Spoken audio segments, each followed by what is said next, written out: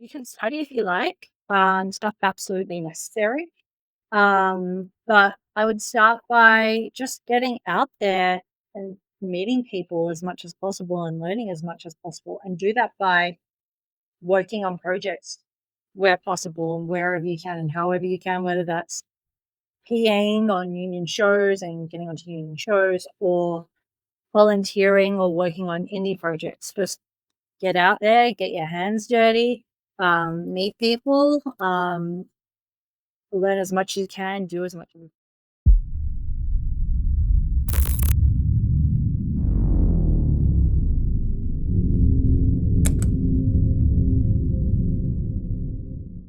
Thank you for joining us on the Downing Cut. Today we have Jessica Toe, a Vancouver-based producer originally from Melbourne, Australia. She is a versatile professional whose career spans various roles in film and television, with a focus on stories of personal journeys and self-discovery, specifically those centered on female and BIPOC, Black, Indigenous, people of color experiences. Her recent work includes the short film Operation Stuplloyd, which has garnered international attention and will debut nationally on CBC in 2025. With experience on high profile projects like Antlers and The Man in the High Castle, Jessica brings a wealth of knowledge to the indie filmmaking world. Thank you for joining us, Jessica. How are you? Hi, good. Thank you. Wow, that's quite an introduction. All dressed up like that. I appreciate it.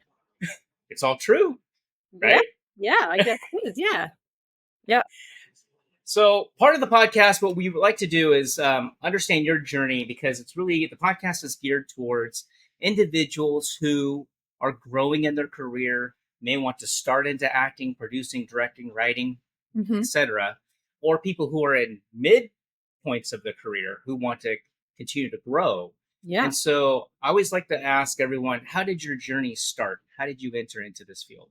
Yeah, that's a great question. And it's one I also enjoy asking people because some people have really wild stories as to how they came in the industry. Some people meant to, some people didn't. So I'm always fascinated by people's stories. So for myself, as you mentioned, I'm from Melbourne, Australia originally. I started as an actor originally. When I was 5 years old, I wanted to be a cartoon voice person. At the time, I didn't know that was called acting, but as someone pointed out to me recently, at least as a 5-year-old, I had an awareness that someone was giving voice to that character, that it wasn't just some sort of magical thing. Um, so yeah, growing up, wanted to be a cartoon voice person. Then I realized that was called acting, and that's all I really wanted to do growing up. I didn't really have a desire for anything else. So when I finished high school, I went to university. I did a Bachelor of Arts, majoring in drama. I went to university, I think, because I wasn't sure what else to do straight after school. And it was while at university that, I started working at an acting studio in Melbourne called the Howard Fine Acting Studio. And they actually, it didn't start as Howard Fine. So those guys, Patrick and Bill, actually started as a place called the Melbourne Acting Academy. And Wow. they would run, casting workshops, when, like, a casting director comes in as an actor, you pay to get in the room, learn the scene, do the scene for the casting director. So they used to run a lot of those workshops. And when they moved into their first venue, their first physical venue, they were looking for help setting up the venue. Patrick put up a Facebook post looking for volunteers, and in exchange for a day of painting walls, you would get a free workshop. So that's how Oh, I first started working with those guys. And then one day I came in to help them paint walls, and Phil said, I actually need help at the desk. So you can either go upstairs and paint walls, or you can sit here and help me. So that's how I actually started working with Phil and Pat at Melbourne Acting Academy. And as the Melbourne Acting Academy, they brought an acting coach by the name of Howard Fine, who's based in LA, to Melbourne for a 4-day masterclass. And that masterclass, they did one in Melbourne, one in Sydney. Those masterclasses went so well that the next year they started the Howard Fine Acting Studio Australia. Wow. So, I was working at Howard Fine for a few years, taking classes there as well as yeah, being an actor. And I'd been there for a few years, and I felt like I needed to move on from my work there. I didn't know what I wanted to move on to exactly. Um, I was looking for things like casting assistant, agent assistant, manager assistant, things like that. Um, and funnily enough, like at the time, I didn't really know what a producer did. And I'd never thought about working behind camera. So, um, I was talking to my friend Sarah Hallam, big shout out to Sarah Hallam, one day. She also taught at a studio, and she's dabbled in the industry in Melbourne. She's done some casting, she directs. So I was picking her brain about this one day, like what can I do? How can I move on from my role here? And she said, "Did you see Howard's producer friend here the other day for the open class? He's here for a US series shooting in Melbourne. You should get in touch with him." And I thought I could do that, but like I just want to bug the guy more than anything. And suppose you got to think big, Jess. And she really pushed me to get in touch with him. Um, so the next day I thought, bro, I'll get in touch with him. So I Facebook messaged this producer. Later that day, he messaged me back and said, "I'm actually looking for an assistant right now. Send a resume to this person." It was the production coordinator. That was on a Wednesday. The next morning, I was in that production office interviewing with him. Wow. And 2 hours later, he gave me the job. I never worked behind the camera, but he liked me enough and thought I was smart enough to figure it out. And also for context, anything US shooting in Melbourne is a big deal. Had someone told me on the Monday of that week that by the Thursday I'd be in that production office, like as the producer's assistant, I'd be like, okay, sure. So that's how I started working in production. Um, and at the end of that job, I thought back to what I saw that producer doing every day. And I thought to myself, I think I could do that. And I think I could do that better than acting. And that's when I made the switch. Interesting. So your path, because you started to pursue acting Yes. and you took all the acting classes and auditions and all that, but for the fact that you saw what a producer does, that's what kind of helped you transition. Yeah. At least what his producing role did. Okay. And I feel like that was the tip of the iceberg in my education because, as you know and appreciate, the role and the title of producer is so broad, so Yeah. incredibly broad. But at least what I observed doing every day, that that appealed to me. And I think what kind of what appealed to me about it was that I think when I thought about it, like producing, it felt more tangible to me Mhm. because with acting, it can be such a slog and it can be so hard to know if you're getting anywhere. But in my mind, when I thought about it, producing made sense for me, and I felt like it had a trajectory, Yeah. and that's why that's why I pursued it. For people who are new, can you just kind of give us a brief definition of what a producer does? Brief. Right? Oh my word! A producer. Ah, gosh, a producer. Dare you ask me? Look at you laughing like that. You know, there's no real Well, definition for what a producer. A producer does anything and everything to make a project happen. So that's there you go. from finding the project to finding people to work on the project, whether that be writers, directors, cast, to you're when you go into production, you're below the line crew, depending on what the scale of the production is. But a producer is basically responsible for just getting it done. So by any means you're one of possible.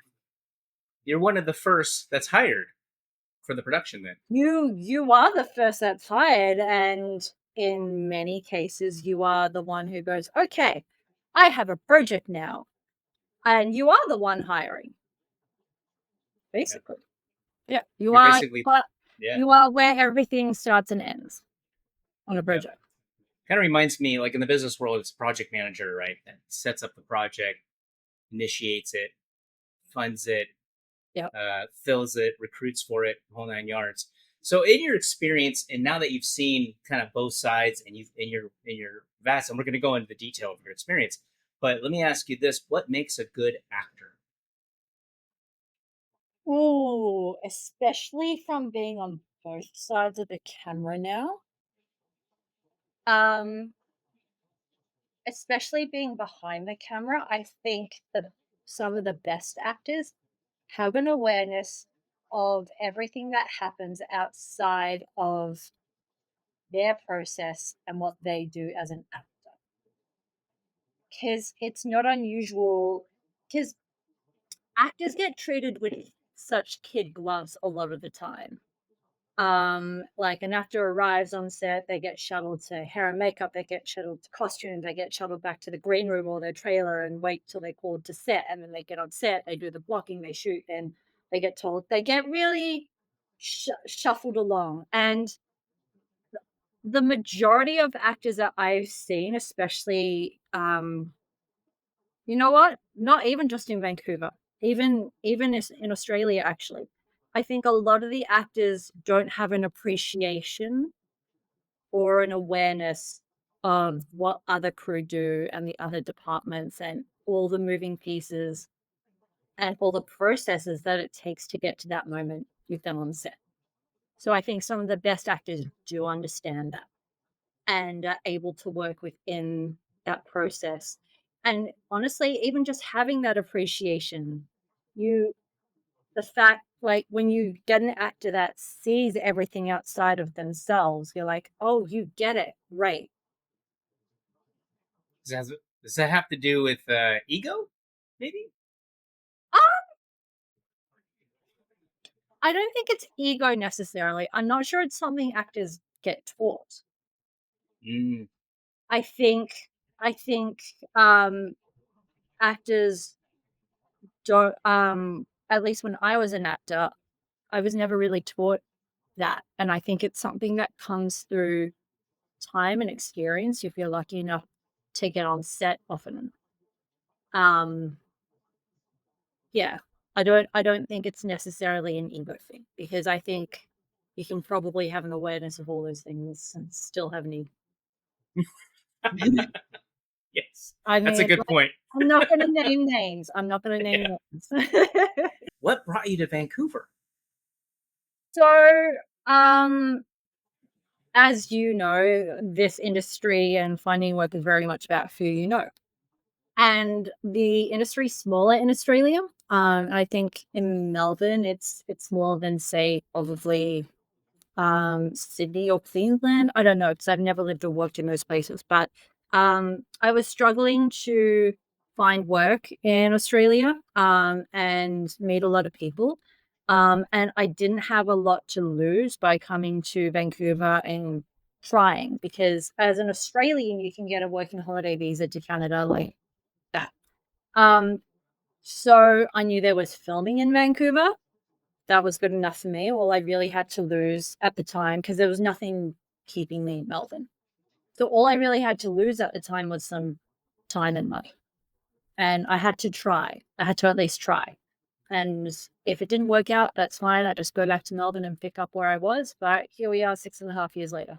Yeah. Well, Yeah. congratulations. I mean, that's success right there. So, Thanks. so from your work as a production assistant on projects like Man in the High Castle to your role in Operation Stuplloyd, how has your understanding of the filmmaking process evolved? Um, I think I learned a lot about just how things run and work from when I started working here in Vancouver. Because in Melbourne, I worked on a TV show called Neighbours for a year. I don't know if you or the audience has heard of Neighbours. Neighbours is a long-running soap in Melbourne, not too dissimilar from Days of Our Lives. Not as soapy, but quite similar. Yeah. It's been running in Melbourne for close to 40 years. Margot Wow. Robbie got her start on Neighbours. So I worked on Neighbours for a year, and it's a very unique production and show. I'm not sure there's any other quite like it in the world. They shoot 6 episodes per week, and Wow. they're constantly concurrently in pre-production, production, and post-production, day in, day out. So I think when I came to Vancouver, I just got to learn and observe the production process and how everything comes together to a shoot day in general. So I guess that's where my appreciation for filmmaking involved. I just got to learn and see the processes.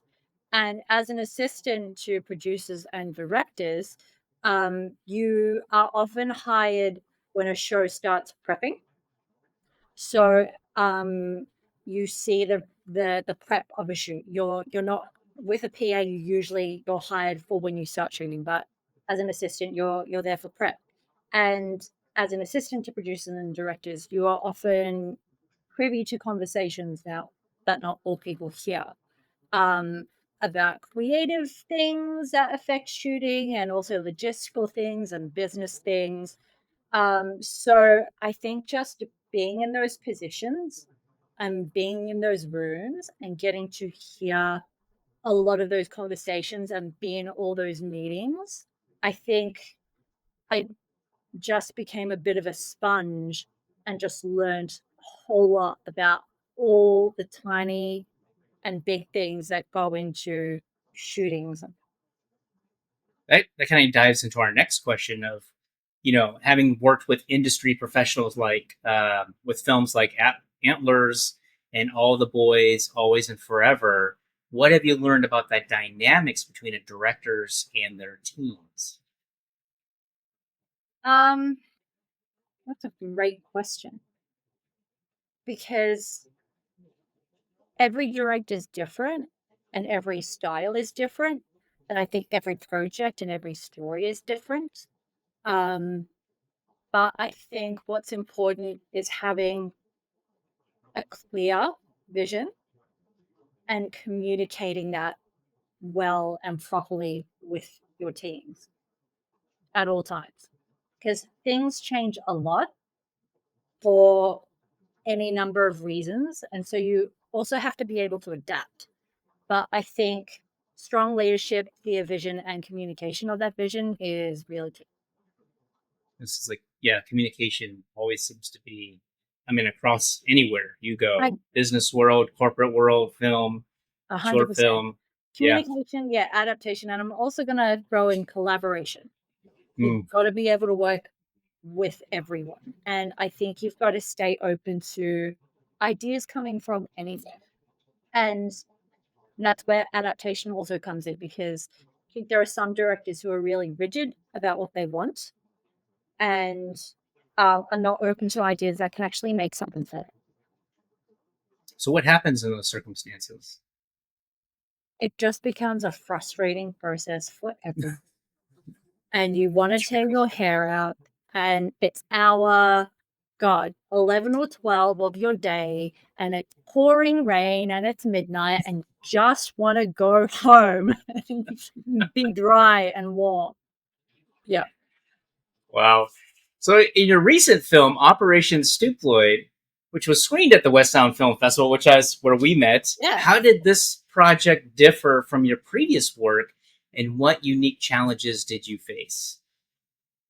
So Operation Stuplloyd is different from any other work that I've done in that it's a short film that I produced and I was the lead producer on it. It feels like the first short film where I really took the reins and really led everything, from, like creative discussions to collaborating with the writer and director on how we wanted to go about financing and looking for crew and um, just really leading the whole project.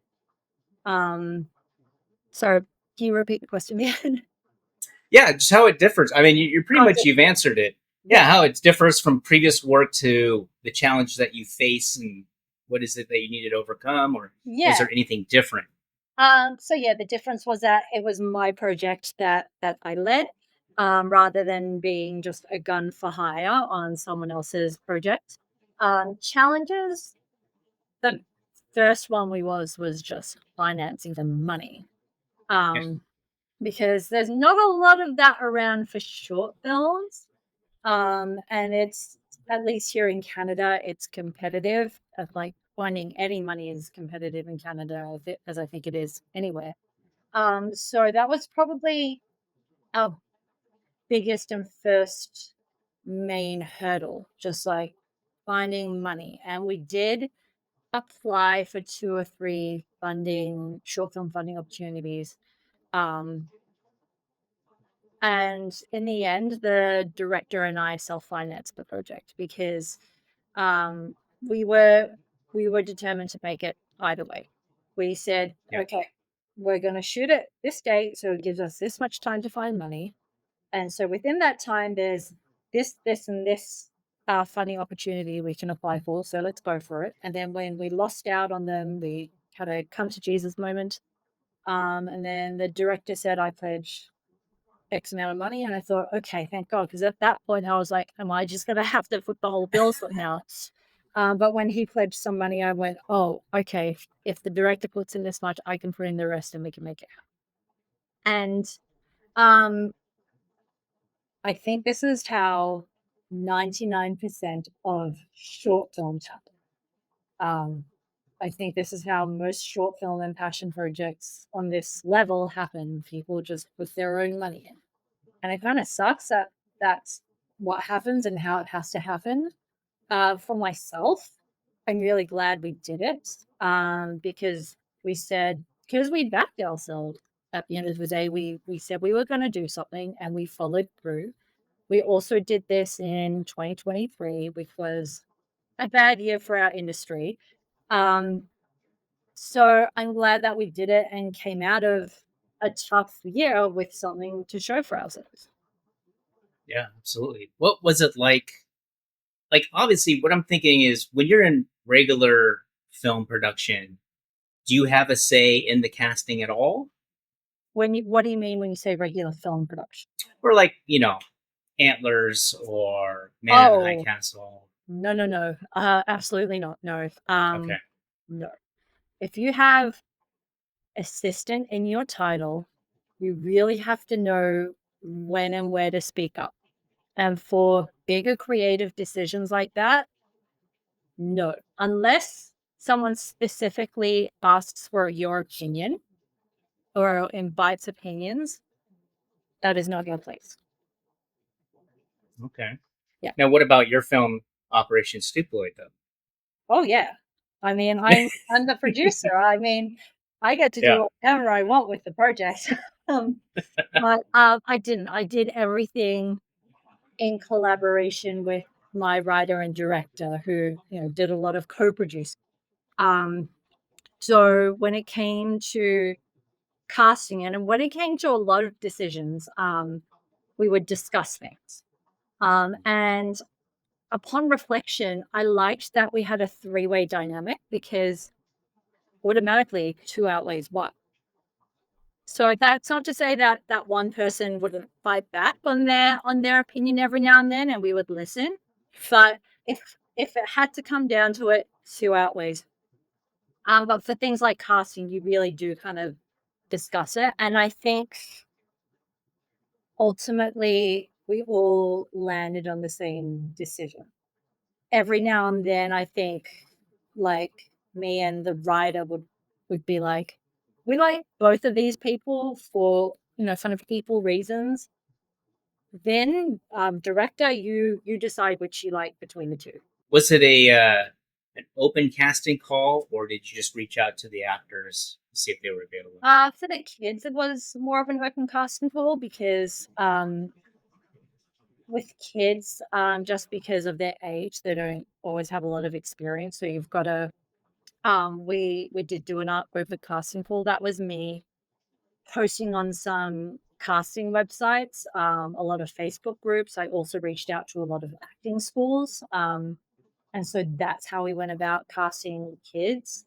And then we're going through audition takes, then doing callbacks over Zoom. So that's how it went with kids. And because the kids are the lead characters, that was driving the cast. And so we had to cast the kids first before we could cast the adults to look like the kids. And when it came to the adults, we did reach out to people we know.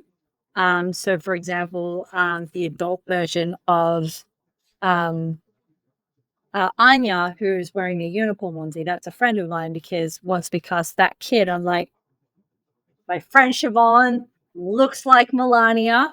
I'm going to stand at the side and ask her to put down a tape. And if she nails it, like, because you want to work with people you trust and also friends because it's such a hard process making anything that you want to enjoy yourself as much as possible. So why not work with friends when you can? Yeah, absolutely.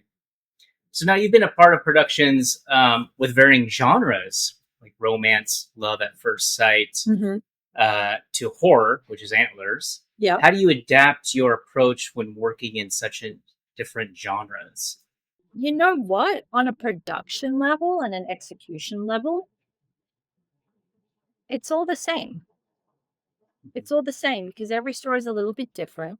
I think the adaptation piece comes to just knowing your genres and exercising that part of your brain when it comes to creative the creative elements and creative problem solving and putting things together because you're going to edit a romance movie very differently than you're going to edit a horror movie, for example.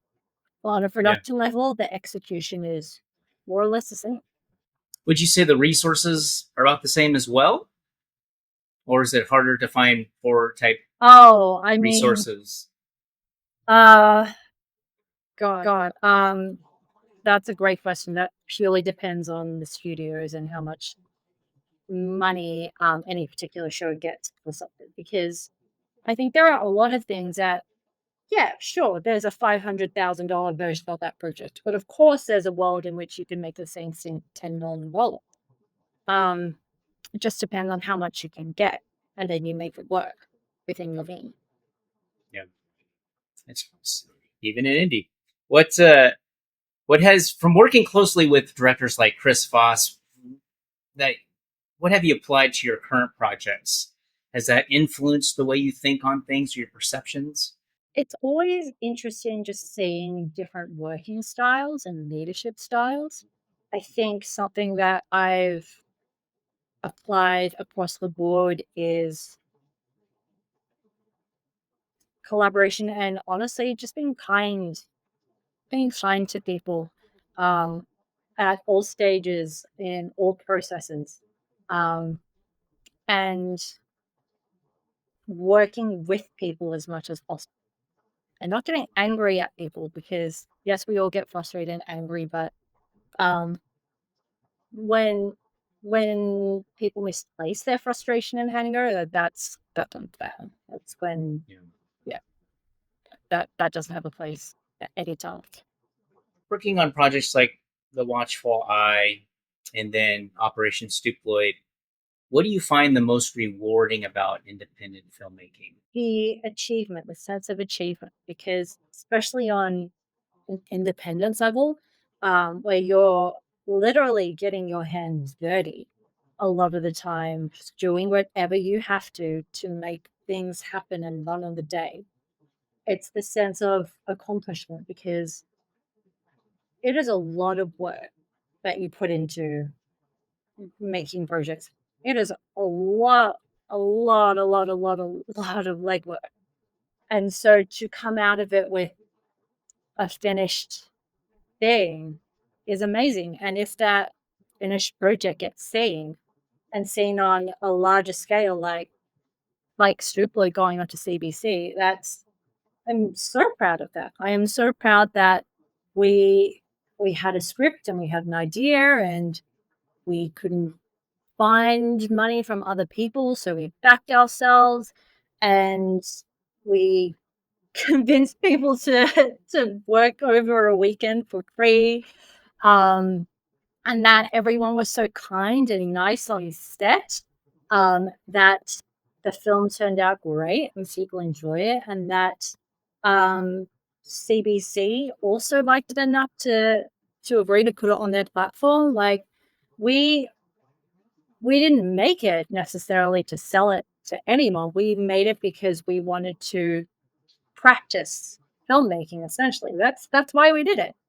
So that we accomplished practicing, and went above and beyond that is amazing. It's huge. Sounds amazing. What in your experience of being a part of film festivals, how has that influenced your trajectory of other projects or your career as a filmmaker? Um, that's a great question because I'm not sure that's something I can answer until the fruits of that, until time goes on and I can Yeah. see how those relationships and conversations evolve. Um, but it's great going to film festivals when you can to meet other fellow filmmakers because as you know, and I think as I've already mentioned, it's about who you know, and you're always casting and always crewing for a project that doesn't exist yet. So it's great to constantly expanding that network of people in your brain. So when that project does come up, you go, oh, this person's perfect for that. Well, let me call them up and see if they're free. So yeah, just meeting people and also seeing other both locally and other internationally made projects because um, at a film festival, you see things that you wouldn't normally get to see, at your local cinema or at home. You get to see a much bigger breadth of films and genres. You just get to see more and just things. Yeah. And you also get the feedback from the audience as well, right? Yes, That's huge. yes, totally. Which, at least with the short film, I don't think happens super often. So it's nice to get that feedback, for sure. Um, and I think, especially working on films with a following, um, like I was privileged enough to see To All the Boys I've Loved Before too in a cinema full of fans at its premiere, and there was no better way to watch that movie, especially as someone who worked on it and knew what was about to happen next. It was like that film was 10 times more enjoyable because I got to watch it with a bunch of fans. So, Yeah. that's also a privilege, like the shared experience. What would you say are the key differences in production that impact storytelling throughout its process from short films versus a TV series? You know what? The processes are exactly the same. It's just the scale. It is exactly the same. And I had that little conversation with one of my lead actors in Stupid, Garfield Wilson. Garfield is a veteran of the acting industry here in Vancouver. He's been in every other thing that's shot in Vancouver. We were so lucky to have him. He said, "Yeah, it's the same. This set is the same to any other set. It's just the scale. Like the same processes are happening. It's just the scale. How big your scale is it?" If it's a larger scale, does it feel to a certain degree like a marathon race where you're just kind of pushing it, or is it just looking at a bigger picture on number of days and number of That's a actors? great question. Is I'm yet to make something larger scale because on the larger scale things I've worked on, I've not. I'm a production assistant or producer or director assistant, so I'm not in charge of those things. So, my responsibilities are 1,000% different. Um, and I'm like making a feature is what I want to do next. But um, I I can imagine the processes to be very similar, just slightly more of them, or slightly longer. But I have heard making films, depending on the feature, can be a bit of a marathon. Like, especially if you're shooting something that bigger budget and takes more shooting time, is Yeah. those can be long days. Do you have any interest in venturing over to the directing side? Not presently, but also never say never. I am a producer because I don't have enough vision to be a director. I don't really get story ideas in the way I think most good writers do. Um, so I've never had a strong pull towards writing in that way. But I can get things done. I can make things happen, and that's why I'm a producer. And I think you still need that creative part of your brain to be a good producer, to understand the the vision your director has, or the message your writer is trying to convey, and bring that together with your physical elements, your production elements, and make the two happen. Because more often than not, what you want to achieve and the means to achieve it aren't going to match. So you have to make them match somehow. So you need to understand both things to make that happen. Adaptability. What? Yes. So this is the big question. Looking back at your career so far, what has been the most significant lesson that you've learned that has shaped the way you approach your work now within the industry? Oh, biggest lesson? Um, it's a great question. Um, Probably collaboration and kindness. And kindness goes a long way because, as already said, it's it's a marathon, and on a day-to-day level, especially when you're filming, it can be such a slog. And it's a struggle sometimes. And you really have to work together to make things happen in the best way possible. And you spend so much time with people working on these projects that no one wants to work with an a-hole. So so you have to be kind to one another. You should also be kind to yourself. I'm not the best at that, but hey, we We try. try. Um, so kindness and collaboration, and there was another one I had. I always found that usually stress kind of comes in two different areas for people that are in the industry. It's usually a lack of sleep and a lack of, well, not lack of, but the feeling of having an appetite, like you haven't been eating or drinking enough, right? Oh, yeah. So stress will hit you in those different ways. Are there any other things that you've seen where it hits stress? I mean, obviously, I would think money, finances, right? Oh yeah. I've seen a show that wasn't set up well enough financially in terms of how things were budgeted. And boy, did that cause problems throughout the whole thing. Boy, did that cause stress throughout the whole thing. how Yeah. how was how did you guys overcome that? How did that work? Again, I was an assistant on that project, so it wasn't my responsibility. But seeing it play out was really interesting. Yeah. And it is one of those moments where I go, I'm glad I'm just an assistant on this, and most husbands. Yes, those Right. moments happen sometimes. And then you go, hmm, I actually want to be the person who, is in charge of those problems one day. Hmm. Yeah. And so I guess the learning there is, how do I set myself and my project up so as to avoid these problems as well? Yeah. Yeah. Um, that's another thing I was going to say in addition to kindness and collaboration, honesty. I think being honest with your collaborators about how you're feeling, um, and with your opinions on things, but about how you're feeling about something, because I've been involved in things where someone wasn't being honest about something, and the way things were working, and they were telling themselves a story that wasn't quite true, and I think that caused problems in sort of the working process. And if that person had been just a little bit more honest, we could have had an open conversation about it and be better. So being They weren't honest because of what, the fear of retaliation or the fear of how people would see them, um or I think so. I think a mixture of things, but ultimately I think it was a fear of personal rejection. mm, yeah. Yeah.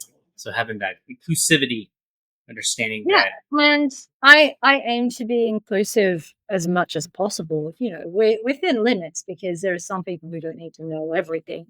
But yeah, like, not everyone needs to know what the budget is and how that's being allocated. God knows you do not do yeah, that. But yeah, being inclusive as much as possible, and giving the reason why something's being done. Like, don't say do this just because I told you so. Like, I I need this to happen because of this thing and that other thing. And so that person has a wider context to why that thing is. And so I think they work better within the process. Like, oh, that is the color red because it wasn't allowed to be this color or that other person's already wearing red. So that's why it's red. Okay, got it. yeah, Rather than this is red. And that's it. It's just like it's red that's for it, a reason. Like, right? like yeah, just explaining why something is, I think helps, rather than Helps just everyone. all the time. Yeah, absolutely. Yeah. Absolutely. What would you? I think you kind of already nailed it on the head several times. But what kind of advice would you give someone who's just starting out and maybe wants to think about becoming a producer in that realm?